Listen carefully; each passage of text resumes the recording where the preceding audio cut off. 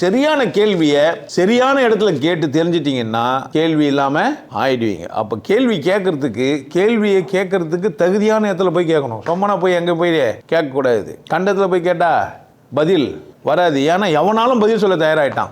அதனால என்ன பண்ண முடியாது. கடவுள் இருக்குதா இல்லையா எவங்கிட்ட நீங்கள் கேட்டீங்க உங்களுக்கு தெரியும் கடவுள் எப்படி இருக்குதுன்னு கேட்பீங்க. யாருக்கு என்ன போட்டால் எப்படி கேட்பீங்கன்னு நினைக்கிறீங்க?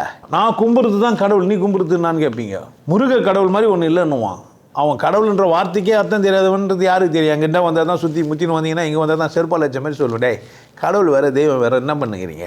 எவனோ சொல்லிட்டான் எவனோ என்ன பண்ணுகிறீங்க? அவனுக்கு தெலுங்குக்காரனுங்க வந்தானுங்க பாவம் தமிழ் மொழி எடுத்து ஃபஸ்ட்டு பேசிங்கிறானுங்க மனப்பாடம் பண்ணிட்டு. அவனுக்கு உணர்வோடு வாழ்ந்தானுங்களா என்ன? கடவுள் வேறு தெய்வம் வேறடா. அப்போ தான் புரியும். அதர்வைஸ் உனக்கு புரியாது. அப்போ பதில் பெறுற இடத்துல போய் கேள்வி கேட்கணும். செவுத்துக்கிட்ட மண்ணுக்கிட்ட கல்லுக்கிட்ட களிமண்ணுக்கிட்டலாம் போய் கேள்வி கேட்டு என்ன பண்ணுகிறீங்க?